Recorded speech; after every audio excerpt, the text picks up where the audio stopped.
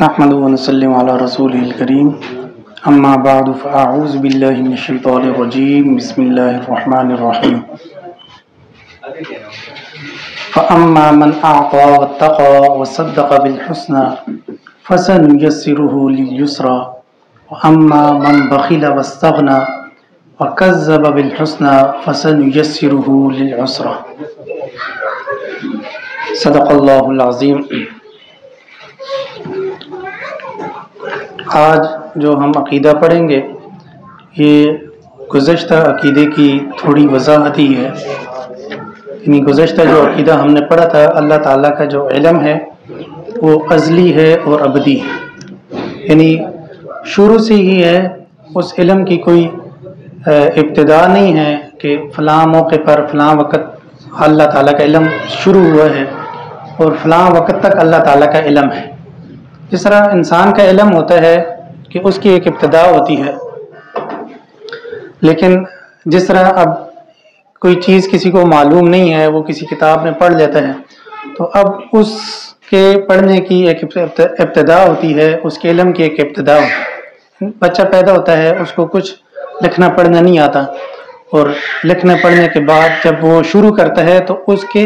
علم کی ابتدا ہوتی ہے۔ اللہ تعالیٰ کے علم کی کوئی ابتدا نہیں ہے کہ کوئی خاص وقت تھا، اس وقت اللہ تعالیٰ کا علم شروع ہوا، اور ایک خاص وقت ہوگا، اس وقت تک اللہ تعالیٰ کا علم رہے گا۔ جس طرح انسان ہے، اب اس کا علم تو محدود ہے، انسان دنیا سے چلا گیا تو اس کا علم بھی اس کے ساتھ ہی چلا گیا۔ اس طرح ہوتا ہے کہ اب وہ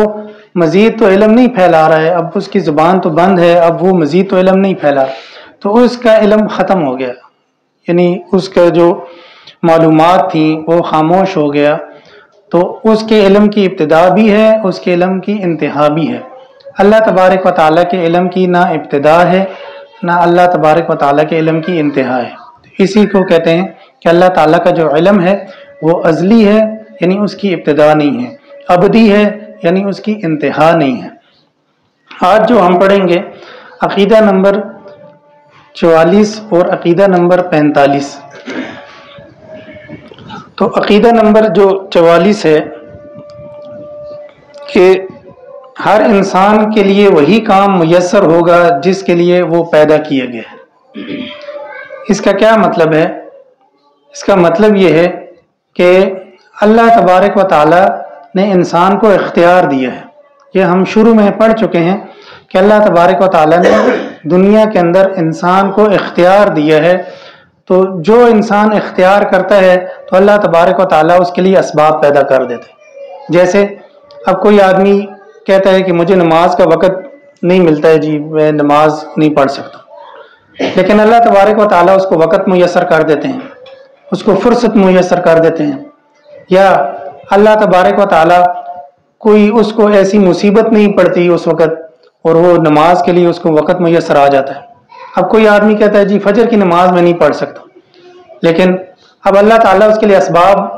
اب وہ الارم لگاتا ہے، اس کی آنکھ کھل جاتی ہے، یا ویسے ہی اس کی آنکھ کھل جاتی ہے، تو کوئی نہ کوئی سبب پیدا ہو جاتا ہے، تو اللہ تعالیٰ اس کے اسباب پیدا فرما دیتے ہیں اور اس کے لیے تاکہ وہ یہ عمل کر لے، کیونکہ اللہ تبارک و تعالیٰ کو کفر بالکل پسند نہیں ہے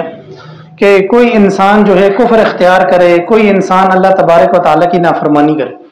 ایک والد جو ہے وہ نہیں چاہتا، ایک استاد نہیں چاہتا کہ اس کے طلباء، ایک والد نہیں چاہتا کہ اس کے اولاد جو ہے اس کے لیے نافرمانی کرے۔ تو اللہ تبارک و تعالیٰ جو 70 ماہوں سے زیادہ، 70 ماہوں کے یعنی الفاظ مراد نہیں ہے کہ یعنی 80 ماہ نہیں ہو سکتی یا 100 ماہیں نہیں ہو سکتی، 70 ماہیں سے زیادہ پیار ہے۔ 70 کا جو لفظ ہے یہ اس لیے بولا جاتا ہے کہ اس سے کثیر تعداد مراد ہوتی ہے۔ جس طرح ہماری زبان میں کہ اس نے جی مجھے 500 باتیں سنائی ہیں، حالانکہ اس نے تو 500 باتیں تو لکھ کے تو نہیں آپ کو سنائی ہیں، یعنی اس کا مطلب یہ ہوتا ہے کہ اس نے آپ کو بہت زیادہ سنائی ہیں، اس نے آپ کو بہت زیادہ باتیں سنائی ہیں۔ تو یہ ہماری زبان کا محاورہ ہے۔ تو عربی زبان کا جو محاورہ ہے وہ 70 کے الفاظ، 60 کے الفاظ، 75 کے الفاظ اس طرح بولے جاتے ہیں کہ جس طرح اب 73 فرقے بن جائیں گے، تو یہ بھی یعنی عدد مراد نہیں ہے کہ گنے چنے جو ہے اتنے فرقے بنیں گے تو اس سے زیادہ نہیں ہوں گے یا کم نہیں ہوں گی، تو کثرت مراد ہوتی ہے کہ عام یہ ہوگا، یعنی فرقہ بازی ایسے بھی ہوگا کہ ایک آدمی کا فرقہ ہوگا، ایسے بھی ہوگا 2 آدمیوں کا فرقہ ہوگا، تو یعنی اس سے مراد کثرت ہوتی ہے۔ تو اللہ تبارک و تعالی نے انسان کو اختیار دیا ہے کہ وہ جو ہے اچھے کام بھی اس کا انتخاب کر سکتا ہے اور برے کاموں کا بھی انتخاب کر سکتا ہے۔ اسی کو امام طحاوی رحمہ اللہ فرماتے ہیں کہ وَكَذَلِكَ أَفْعَالُهُمْ فِي مَا عَلِمَ مِنْهُمْ أَنْ يَفْعَلُوهُ،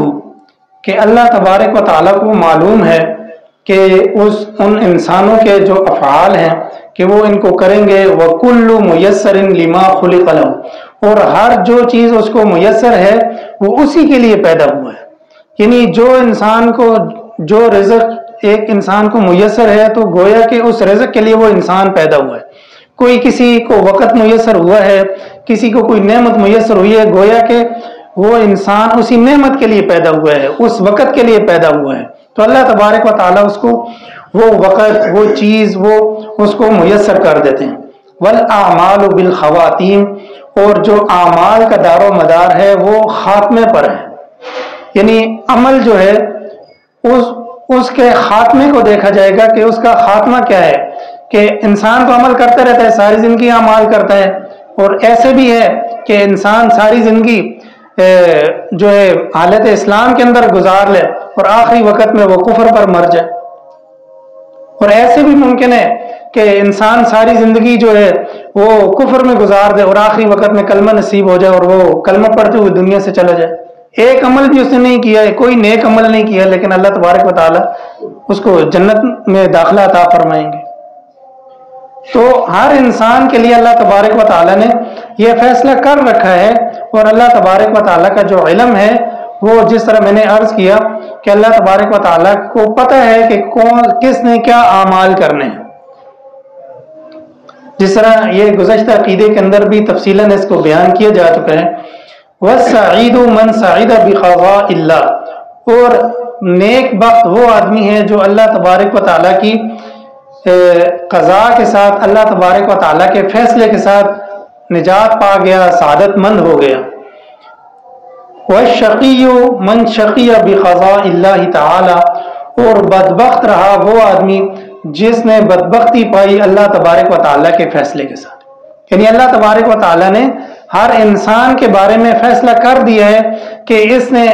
جنت میں جانا ہے، اس نے جہنم میں جانا ہے، اس نے نیک اعمال کرنے ہیں، اس نے برے اعمال کرنے ہیں۔ اگر یہ ہم سمجھیں کہ اللہ تبارک و تعالیٰ کو اس چیز کا علم نہیں ہے تو پھر اللہ تبارک و تعالیٰ کے علم میں نقص آتا ہے، پھر عقیدے پہ زد آتی ہے۔ تو اسی وجہ سے اہل سنت والجماعت یہ عقیدہ رکھتے ہیں کہ اللہ تبارک و تعالیٰ کا جو علم ہے وہ ازلی ہے اور ابدی ہے، یعنی اللہ تبارک و تعالیٰ کو اس بات کا علم ہے کہ کون انسان جنتی ہے اور کون انسان جہنمی، کس انسان نے نجات پانی ہے اور کس انسان نے نجات نہیں پانی۔ تو یہ اللہ تبارک و تعالیٰ نے فیصلہ کیا ہوا ہے۔ جب انسان نہیں تھا تب بھی اللہ تبارک و تعالیٰ کو اس چیز کا علم تھا کہ کس انسان نے کیا اعمال کرنے۔ قرآن پاک میں بھی اللہ تبارک و تعالیٰ نے اس کا ذکر فرمایا ہے، فَأَمَّا مَنْ أَعْطَىٰ وَاتَّقَىٰ وَصَدَّقَ بِالْحُسْنَىٰ، کہ جو آدمی دیتا ہے اور پھر ڈرتا بھی ہے، یعنی کوئی چیز اللہ تبارک و تعالیٰ کے راستے میں دے دی یا اللہ تبارک و تعالیٰ کے حوالے کر دیا اپنے آپ کو، لیکن اس کے دل میں خوف بھی ہے اس چیز کا، یعنی اللہ تبارک و تعالیٰ سے ڈرتا بھی ہے کہ پتہ نہیں قبول ہوتا ہے نہیں ہوتا ہے، اور اللہ تبارک و تعالیٰ کا خوف بھی دل میں بٹھایا ہوا ہے۔ وَصَدَّقَ بِالْحُسْنَىٰ، اور جو بھلائی کی بات ہے اس کی تصدیق بھی کرتا ہے، ایمان کی تصدیق بھی کرتا ہے، جو اللہ تبارک و تعالیٰ نے فرمایا اس کی تصدیق کرتا ہے، رسول اللہ صلی اللہ علیہ وسلم کی بات کی تصدیق کرتا ہے۔ فَسَنُيَسِّرُهُ لِلْيُسْرَىٰ، اللہ تبارک و تعالیٰ فرماتے ہیں پس ہم اس کو میسر کر دیتے ہیں اس کی آسانی، یعنی ہم اس کے لیے ایسے اسباب پیدا فرما دیتے ہیں کہ اس کے لیے وہ جو نیک عمل کرنا ہوتا ہے وہ آسان ہو جاتا ہے۔ اب کوئی آدمی ہے اس نے حالت کفر کے اندر ہے، اب اس کے دل کے اندر یہ بات آ گئی کہ میں نے اسلام قبول کرنا ہے، مجھے ایمان لانا ہے، میں نے اسلام قبول کرنا ہے، تو اللہ تبارک و تعالیٰ کچھ ایسے لوگ پیدا کر دیں گے کہ وہ خود بخود ایسے اسباب پیدا کر دیں گے کہ اس کے قدم جو ہے اس طرف چل پڑیں گے، وہ جا کر کسی مسلمان کے ہاتھ پر اسلام قبول کر لے گا. یا کوئی اب جس طرح ایک بہت بڑا جو ڈاکٹر جس نے فرعون پر ریسرچ کی تھی تو بعد میں پتہ چلا کہ وہ مسلمان ہو گیا. اب اس کے اسلام کی وجہ کیا بنی؟ اب اس کے اسلام کی وجہ یہی بنی کہ فرعون کے بارے میں تحقیقات چل رہی ہیں کافی عرصے سے، زمانوں سے اس پر یہ تحقیقات چل رہی ہیں کہ بھئی اس پر اس کی موت کیوں واقع ہوئی ہے، فرعون کی موت کیسے واقع ہوئی ہے. تو جب اس نے کافی سال پہلے جب اس بات پر ریسرچ کی اور جو فرعون کی جو ممی تھی وہ دوسرے ایک ملک کے اندر لے کر گئے اور وہاں پر اس پر ریسرچ کی، تو اس ڈاکٹر نے وہاں اس پر نمک کے اثرات دیکھے کہ اس کی جو باڈی ہے اس کے جسم پر اس کو نمک کے اثرات ملے. اب جب نمک کے اثرات ملے تو اس نے کہا کہ یہ اس پر تو نمک کے اثرات ہیں، تو اس سے لگتا یہ ہے کہ اس کی جو موت ہوئی ہے وہ سمندر کے اندر ڈوب کر ہوئی ہے، کیونکہ سمندر میں نمک وافر مقدار میں پایا جاتا ہے اور اس کے جسم پر جو نمک کے ذرے ملے ہیں تو اس سے پتہ چلتا ہے کہ اس کی موت جو واقع ہوئی ہے وہ سمندر میں ڈوبنے کی وجہ سے ہوئی ہے. تو اس کو کسی نے بتایا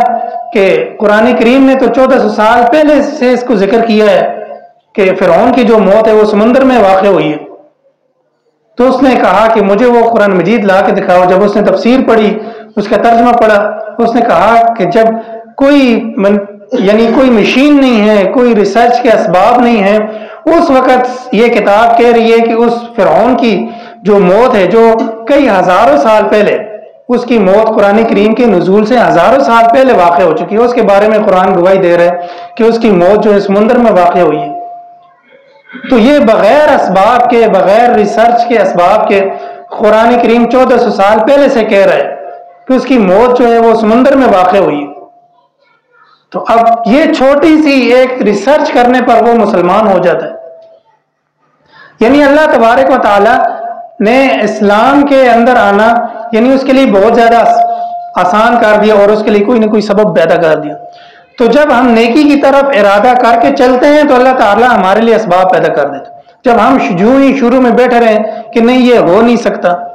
اب کئی لوگ ایسے ہیں، اب جس طرح حضرت شیخ الہند محمود حسن رحمہ اللہ کے بارے میں آتا ہے کہ وہ جیل میں تھے، ان کے شاگرد بھی ان کے ساتھ تھے، حضرت حسین احمد مدنی رحمۃ اللہ علیہ. اب دونوں جو ہے استاد شاگرد جیل کے اندر، مالٹا کی جیل ہے، اب وہاں پر قید ہیں. اب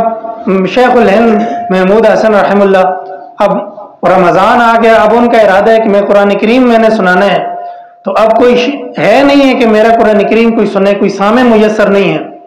تو اب جو طالب علم تھے جو سید احمد مدنی حسین احمد مدنی رحمۃ اللہ علیہ،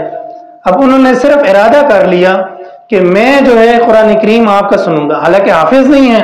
لیکن انہوں نے ارادہ کر لیا تو اللہ تعالیٰ نے ان کے اسباب پیدا کر دیا اور وہ جو ہے 1 سپارہ روزانہ حفظ کر رہے ہیں. روزانہ صبح سے لے کر شام تک 1 سپارہ حفظ کرتے ہیں اور رات کو تراویح میں اپنے استاذ کا وہ سپارہ سنتے ہیں. 27 دن کے بعد حضرت حسین احمد مدنی رحمۃ اللہ علیہ وہ 27 دن کے بعد حافظ بن جاتے ہیں.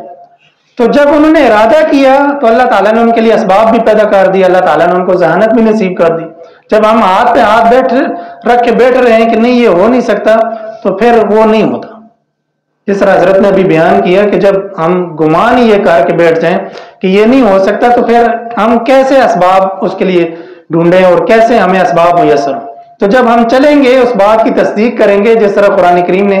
ذکر کیا ہے تو پھر اللہ تعالیٰ ہمیں میسر کریں گے وہ اسباب. وَأَمَّا مَنْ بَخِلَ، اور جس آدمی نے بخل اختیار کیا،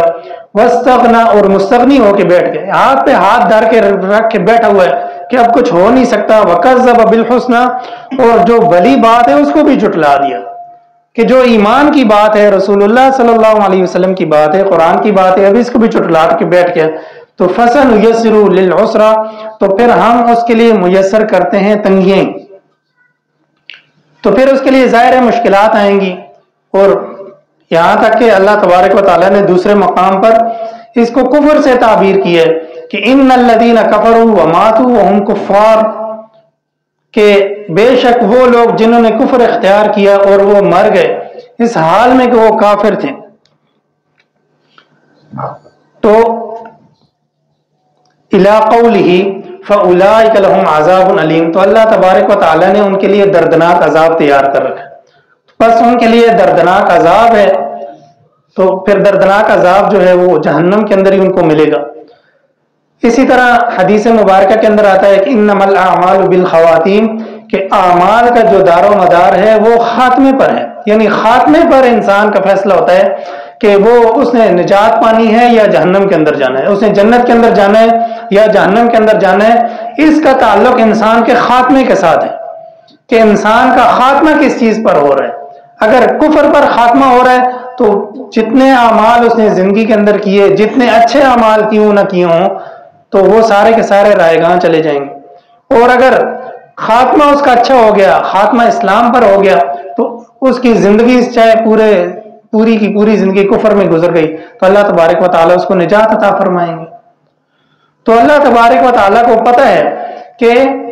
کس نے اچھے اعمال کرنے ہیں اور کس نے برے اعمال کرنے ہیں، کس نے جنت میں جانا ہے، کس نے جہنم میں جانا ہے، لیکن جو تقدیر ہے اس کو ہم سے اوجھل رکھ دیا گیا، کیونکہ تقدیر کسی پر کوئی عیاں نہیں کی گئی۔ تقدیر جو ہے وہ اللہ تبارک و تعالیٰ نے ہر انسان سے مخفی رکھی۔ اگر تقدیر ہر انسان کو بتا دی جاتی کہ تمہارے بارے میں یہ لکھ دیا گیا، تو بتائیے انسان کی زندگی کتنی مشکل ہوتی۔ اب جس کو سزائے موت ہو جائے اور جیل کے اندر وہ بیٹھا ہو، تو اب اس کو سزائے موت ہو جائے گی، تمہیں جو 1 سال کے بعد پھانسی دی جائے گی۔ اب بتائیے اس کا جو 1 سال ہوگا وہ اس کو 1 منٹ لگے گا کہ جی اتنی جلدی مجھ پر یہ مصیبت آ گئی۔ اور کسی کو اگر خوشی بتا دی جائے کہ تمہیں جو ہے 1 سال بعد تمہیں بیٹا دیا جائے گا، 1 سال بعد تمہیں اتنے پیسے ملیں گے، تو 1 سال اس کے لیے جو ہے 10 سال 20 سال کے برابر بن جائے، تو پھر انسان بہت زیادہ مشکل میں ہو جاتا۔ تو اسی وجہ سے تقدیر کا جو معاملہ ہے وہ اللہ تبارک و تعالیٰ نے انسانوں سے اوجھل رکھا ہے۔ یہ گزشتہ سبق کے اندر ایک جو لفظ ہے وہ میں نے غلط پڑھ دیا تھا، وہ فی ما ہے، میں نے اس کو غلط پڑھ دیا تھا، وہ پچھلی عبارت ہے، پچھلی جو ویڈیو ہے اس کے اندر وہ آپ کو ملے گا۔ اس کے بعد ہے کہ تقدیر پر ہمارا جو ایمان ہے وہ مکمل ہونا چاہیے، اور تقدیر پر یعنی تقدیر پر ہم تفصیل سے پہلے بھی بات کر چکے ہیں کہ تقدیر کیا چیز ہے، تو اس پر جو ہمارا ایمان ہے وہ مکمل طور پر ہونا چاہیے۔ اور مکمل طور پر ایمان کس طرح، جس کو امام طحاوی رحمہ اللہ فرماتے ہیں وَأَصْلُ الْقَدْرِ سِتْرُ اللَّهِ فِي خَلْقِ، کہ جو تقدیر کی اصلیت ہے، جو تقدیر کی اصل ہے، وہ اللہ تبارک و تعالیٰ کا مخلوق کے اندر راز ہے۔ اور اللہ تبارک و تعالیٰ نے جب ایک چیز کو راز رکھا ہے تو اس کو ہم راز ہی رکھیں، اس کے اندر کسی قسم کی کوئی چھیڑخانی یا اس کے اندر تحقیقات نہ کریں۔ لم یطلع علی ذلک ملک مقرب، کہ اس راز پر اللہ تبارک و تعالیٰ نے کسی مقرب فرشتے کو مطلع نہیں فرمایا، یعنی کوئی مقرب فرشتہ بھی، یعنی دوسرے فرشتے تو دور کی بات، جو قریب ترین جو فرشتے ہیں وہ بھی اس پر اطلاع نہیں پا سکتے، وہ بھی اس کو نہیں جان سکتے۔ ولا نبی مرسل، اور نہ ہی کوئی نبی جس کو اللہ تبارک و تعالیٰ نے بھیجا ہو وہ بھی اس پر مطلع نہیں ہو سکتا۔ اللہ تبارک و تعالیٰ نے اس نبی سے بھی اس تقدیر کو مخفی رکھا ہے۔ وَالتَّعَمُّقُ وَالنَّظْرُ فِي ذَلِكَ، اور اس کے اندر تحقیق کرنا، گہرائی میں جانا، وَالنَّظْرُ فِي ذَلِكَ، یا اس میں کسی قسم کے کوئی اعتراض ڈھونڈنا، اس میں ذریعۃ الخذلان، تو یہ رسوائی کا سبب بنے گا۔ وَسُلَّمُ الْحِرْمَانِ، اور یہ محرومی کی سیڑھی بنے گی۔ وَدَرَجَةُ الطُّغْيَانِ، اور یہ گمراہی کا ایک درجہ بن جائے گا۔ فَالْحَذْرُ كُلَّ الْحَذْرِ مِنْ ذَلِكَ، بس اس سے ہم نے مکمل اعتراض کرنا ہے۔ اللہ تبارک و تعالیٰ نے ہمیں فرما دیا بس اس پر ایمان لانا ہے، تو بس اس پر ہی ایمان لانا ہے۔ اب اس میں اب جس طرح جی فرشتے ہیں، اب فرشتوں کی تعداد، اب ہم سوچنے پہ اس پہ تحقیقات میں بیٹھ جائیں، جی اتنے فرشتے ہیں، اتنے فرشتے ہیں، اتنے فرشتے ہیں، پتہ نہیں کتنے، اب اس میں سوچنے، تو بجائے اس کے کہ ہم اپنی سوچ جو ہے ایک ایسی چیز پر کہ جس کا کوئی حاصل وصول ہی نہیں ہے، جس کا ہمیں کوئی فائدہ ہی نہیں ہے، کہ اللہ تبارک و تعالیٰ کا ہاتھ ہے، اب اس پہ تحقیقات شروع کر دیں، اس پہ کتابیں لکھنا شروع کر دیں کہ اللہ تبارک و تعالیٰ کا ہاتھ ایسا ہوگا، اللہ تبارک و تعالیٰ کا نعوذ باللہ ہاتھ اس طرح ہوگا، جسم ایسا ہوگا، سر ایسا ہوگا، تو اب یہ تحقیقات فضول ہیں، اس پہ تحقیقات کرنی نہیں ہے۔ اب یہی جو ہماری اس پہ تحقیقات کر رہے ہیں، اس پہ وقت صرف کر رہے ہیں، تو کیوں نہ ہم اپنا وقت کسی عبادت میں صرف کر لیں، کسی ذکر میں کر لیں، کسی اور تحقیق میں کر لیں، کسی فقہی مسئلے میں ہم تحقیق جو اپنا جو دماغ ہے وہاں پر لڑا لیں۔ تو ان تحقیقات کے اندر پڑھنا ہی فضول ہے کہ جو اللہ تبارک و تعالیٰ نے ذکر کر دیا اب تو اس پر اب ہم نے ایمان لانا ہے۔ اور ایمانیات جو ہم پڑھتے ہیں آمنت باللہ و ملائکتہ و کتبہ و رسلہ والیوم الآخر والقدر خیرہ و شرہ من اللہ تعالی والبعث بعد الموت، کہ رسولوں پر، فرشتوں پر، کتابوں پر ایمان لانا ہے، اچھی اور بری تقدیر پر ایمان لانا ہے، اور بعد الموت کے اٹھنے پر ہم نے ایمان لانا ہے۔ تو یہ جو چیزیں ہیں ان پر ہم نے ایمان رکھنا ہے، نظراً و فکراً و وسطاً، ہم نے یعنی اعتراضی طور پر اور فکری طور پر اور وسوسے کے طور پر، فإن اللہ، پس بے شک اللہ تبارک و تعالی نے طوى علم القدر، اللہ تبارک و تعالی نے جو تقدیر کا جو علم تھا وہ لپیٹ دیا ہے مخلوق سے۔ جو تقدیر کے بارے میں معلومات تھیں، تقدیر کے بارے میں جو علم تھا وہ اللہ تبارک و تعالی نے مخلوق سے اٹھا دیا، مخلوق کو دیے ہی نہیں۔ عن انامہ، ان لوگوں سے، ونہاہم عن مرامہ، اور اللہ تبارک و تعالی نے منع فرمایا ہے اس کے پہنچنے تک، وہاں اس کی اصلیت تک پہنچنے تک اللہ تبارک و تعالی نے منع فرمایا ہے۔ کما قال اللہ تعالی، جس طرح کہ اللہ تبارک و تعالی نے فرمایا لا يسأل عما يفعل وهم يسألون، کہ سوال نہیں کیا جائے گا اس چیز کے متعلق جو وہ کرتا ہے، وهم يسألون، حالانکہ وہ سوال کیے جائیں گے، یعنی سوال ان کے اعمال کے متعلق ہوگا۔ اللہ تبارک و تعالیٰ قیامت کے دن نہیں پوچھے گا کہ جی بتاؤ فرشتوں کی تعداد کتنی، ہاں جی بتاؤ تم میرے ہاتھ سے کیا مراد ہے، ہاں جی بتاؤ کہ جنتی کون ہے۔ تو یہ چیزیں اللہ تبارک و تعالیٰ ان کے بارے میں سوال نہیں کریں گے۔ کیوں سوال نہیں کریں گے؟ کہ ان چیزوں کے ہم مکلف ہی نہیں ہیں، جن چیزوں کے ہم مکلف نہیں ہیں تو اللہ تبارک و تعالیٰ ہم سے سوال نہیں کریں گے۔ ہم کن چیزوں کے مکلف ہیں؟ ہم زکوٰۃ کے مکلف ہیں، نماز کے مکلف ہیں، حج کے مکلف ہیں، ذکر کے مکلف ہیں۔ جو چیزیں ہم کر سکتے ہیں تو ہم ان چیزوں کے مکلف ہیں۔ قرآن مجید پڑھنے میں، قرآن مجید سمجھنے میں ہم اس چیز کے مکلف ہیں۔ تو قیامت کے دن ان چیزوں کے بارے میں پوچھ گچھ ہوگی، رسول اللہ صلی اللہ علیہ وسلم کے بارے میں پوچھ گچھ ہوگی۔ فمن سأل لما فعل فقد رد حکم الکتاب، بس جس شخص نے یہ سوال کیا، پوچھا، کیا پوچھا؟ لما فعل، کہ اللہ تبارک و تعالیٰ نے یہ کیوں کر دیا، کہ اللہ تبارک و تعالیٰ نے یہ درخت کیوں اگا دیا، اللہ تبارک و تعالیٰ نے انسان کو اس طرح کیوں بنا دیا، ناک یہاں کیوں لگا دیا، کان اس طرح کیوں لگا دیے، ٹھیک ہے، اور یہ جسم اس طرح اللہ تبارک و تعالیٰ نے کیوں بنا دیا۔ تو یہ جو اعتراض کرے گا فقد رد حکم الکتاب، تو اس نے تقدیر کا جو فیصلہ تھا اس کو رد کر دیا۔ کتاب کا جو فیصلہ تھا، اللہ تبارک و تعالیٰ نے جو کتاب یعنی جو تقدیر لکھ دی ہے اس کو اس نے رد کر دیا۔ فمن رد حکم الکتاب، اور جو کتاب کے فیصلے کو، اس لکھت کے جو فیصلے کو رد کرتا ہے، کان من الکافرین، تو وہ کفر کے اندر چلا جاتا ہے۔ تو اللہ تبارک و تعالیٰ یعنی اس کو ایسی آسان زبان میں سمجھیں، یعنی میں آپ کو مثال سے یہ سمجھاتا ہوں کہ آپ جو ہے ایک نشئی کو پکڑ لاتے ہیں اور اس کا آپ علاج کرتے ہیں، آپ اس کو نشے کے بارے میں بتاتے ہیں کہ یہ تمہاری صحت کو خراب کر رہا ہے، تمہارے کاروبار کو تباہ کرتا ہے، تمہاری ازدواجی زندگی کو تباہ کر رہا ہے، تمہارے گھر کو تباہ کر رہا ہے، تمہاری تعلیم کو تباہ کر رہا ہے۔ آپ نے اس کو ایک ہفتے تک پورا لیکچر دیا، پورا اس کو سمجھایا، تفصیل کے ساتھ اس کو بتایا، اور ایک ہفتے کے بعد آپ نے ایک طرف جو ہے وہ نشہ رکھ دیا، ایک طرف آپ نے وہ سگریٹ رکھ دیا اس کے نشے کا، اور ایک طرف آپ نے بہت اچھا سا سیب رکھ دیا۔ اب آپ اس کو کہتے ہیں جی، اب آپ اس سے امتحان لیتے ہیں ایک ہفتے کے بعد کہ آیا میرے جو بیانات میں نے کیے ہیں، میں نے اس کو لیکچر دیا ہے، فوائد بتائے ہیں جو، اور نقصانات میں نے اس کو بتائے ہیں، تو آیا یہ کیا کرے گا؟ آپ اس کے امتحان لیتے ہیں، اور آپ کے ذہن میں یہ ہوتا ہے کہ یہ نشئی ہے اور 100 یعنی آپ کو 100% تو نہیں لیکن 99% جو ہے یعنی 99% آپ کو یقین ہوتا ہے کہ یہ نشے کی طرف ہی جائے گا، کیونکہ نشے کی جو لت ہے وہ ایک ہفتے میں تو چھوٹنے والی ہے نہیں. تو یہ جو ہیلدی سیب ہے، یہ جو ایپل میں نے رکھا ہے، تو اس کو یہ نہیں اٹھائے گا.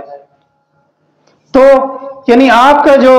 گمان ہوتا ہے، حالانکہ یہ بھی امکان ہے کہ وہ سیب بھی اٹھا لے، یہ بھی ممکن ہے کیونکہ انسان غلطی کر سکتا ہے، غلط سوچ سکتا ہے، لیکن اس کا جو آپ نے اس کے بارے میں جو ذہن بنایا ہوا ہے تو وہ تو نشے کے بارے میں ہی بنایا ہوا ہے. اب جس طرح استاد کہہ دیتا ہے یا کوئی والد کہہ دیتا ہے بیٹے کے بارے میں کہ تو نکھٹو ہے، نکھٹو ہی رہے گا، ٹھیک ہے، تو بعد کے اندر بھی وہ 10 سال بعد بھی نکھٹو ہی رہتا ہے. اب وہ کہے جی والد نے کہہ دیا تو اب میں نکھٹو ہی رہوں گا. اب وہ یہ بات نہیں کر سکتا. اگر کوئی طالب علم کسی طالب علم کے بارے میں کوئی استاد یہ کہہ دیتا ہے جی فلاں تو پاس ہو جائے گا، یہ جو فلاں ہے ٹھیک ہے یہ فیل ہو جائے گا، یہ کسی کام کا نہیں ہے، یہ فیل ہو جائے گا. اب وہ امتحان ہو جاتا ہے، جب رزلٹ آتا ہے تو وہ بچہ جس کے بارے میں کہا تھا یہ فیل ہو جائے گا تو وہ فیل ہو جاتا ہے. اب وہ کہہ دے کہ جی استاد نے کہہ دیا تھا، ٹیچر نے کہہ دیا تھا کہ میں فیل ہوں گا تو لہٰذا میں فیل ہوں گا، مطمئن بیٹھا ہوا ہے. تو وہ یہ اعتراض کر ہی نہیں سکتا، وہ فیل ہوا ہے اپنے کرتوتوں کی وجہ سے، اپنے اعمال کی وجہ سے وہ فیل ہوا ہے، اس استاد کی وجہ سے وہ فیل نہیں ہوا. تو یعنی استاد، یہ میں نے مثال دی کہ اب استاد غلط بھی ہو سکتا ہے کہ عین ممکن ہے کہ وہ جس کے بارے میں کہا تھا کہ وہ فیل ہوگا تو ہو سکتا ہے وہ پاس ہو جائے، اور جس کے بارے میں کہا تھا کہ یہ پاس ہو سکتا ہے وہ فیل ہو جائے. استاد غلطی کر سکتا ہے لیکن اللہ تبارک و تعالی غلطی نہیں کر سکتے. اللہ تبارک و تعالی نے جس کے بارے میں فیصلہ کر دیا کہ یہ جنتی ہے تو بس وہ جنتی ہے. اللہ تبارک و تعالی نے جس کے بارے میں فیصلہ کر دیا کہ یہ جہنمی ہے تو یہ وہ جہنمی ہے. ایک روایت ہے کہ صحابہ اکرام حضرت ابو ہریرہ رضی اللہ تعالیٰ عنہ فرماتے ہیں کہ بعض صحابہ اکرام نبی کریم صلی اللہ علیہ وسلم کے پاس آئے تو انہوں نے آپ صلی اللہ علیہ وسلم سے سوال کیا، بلکہ اپنی کیفیات بتائیں کہ ہمارے دلوں کے اندر، اے اللہ کے رسول، ہمارے دلوں کے اندر تو اس طرح کے وسوسے آتے ہیں، مختلف قسم کے وسوسے آتے ہیں اللہ تبارک و تعالیٰ کے بارے میں، آپ کے بارے میں، قرآن کے بارے میں، تو ان کا ہم کیا علاج کریں؟ اللہ تبارک و تعالیٰ نے مطلب ہمارے دلوں کے اندر اس طرح کے الٹے سیدھے وسوسے آتے ہیں. صحابہ کرام نے اپنی کیفیات رسول اللہ صلی اللہ علیہ وسلم سے بیان فرمائی. رسول اللہ صلی اللہ علیہ وسلم نے فرمایا کیا واقعی تمہیں اس طرح کے وسوسے آتے ہیں اللہ تبارک و تعالیٰ کے بارے میں اور میرے بارے میں، قرآن کے بارے میں، دین کے بارے میں تمہیں وسوسے آتے ہیں؟ صحابہ کرام نے عرض کیا یا رسول اللہ ایسے ہی ہے. فرمایا یہی ایمان ہے. فرمایا یہی ایمان ہے کہ اگر تمہارے دل میں وسوسے آ رہے ہیں تو اس کا مطلب ہے کچھ ہے وہاں پر کوئی چیز ہے، تو اسی وجہ سے شیطان جو ہے اس کو چھوڑ نہیں رہا. اسی وجہ سے شیطان بار بار حملہ کرتا ہے کہ یہ جو چیز ہے اس کو میں ہٹا دوں، اس ایمان کو میں ہٹا دوں، کسی طریقے سے میں ایمان کا خاتمہ کر دوں. اب کہیں آپ نے دیکھا ہے کہ کوئی کھنڈرات ہیں اور وہاں خالی گھر ہے، وہاں پر کبھی چوری ہوئی ہو؟ وہاں پر کبھی چوری نہیں ہوتی. کیوں؟ چور اپنا وہاں پہ ٹائم ضائع کرے گا، اتنی محنت سے وہاں پر وہ چڑھے گا اور حاصل وصول بھی اس کو کچھ نہیں ہوگا. تو وہ ڈاکہ ہمیشہ ڈالے گا کسی بنگلے پر جہاں پر اس کو پتا ہوگا کہ یہاں پر پیسے موجود ہیں. کسی ایسی دکان میں ڈاکہ ڈالے گا، اس کو پتا ہے یہاں پر کیش پڑے ہوئے. تو شیطان وسوسہ اسی دل میں ڈالے گا کہ جہاں پر ایمان موجود ہے، جہاں پر قرآن کی محبت موجود ہے، جہاں پر رسول اللہ صلی اللہ علیہ وسلم کی محبت موجود ہے، جہاں پر عشق الہی ہے،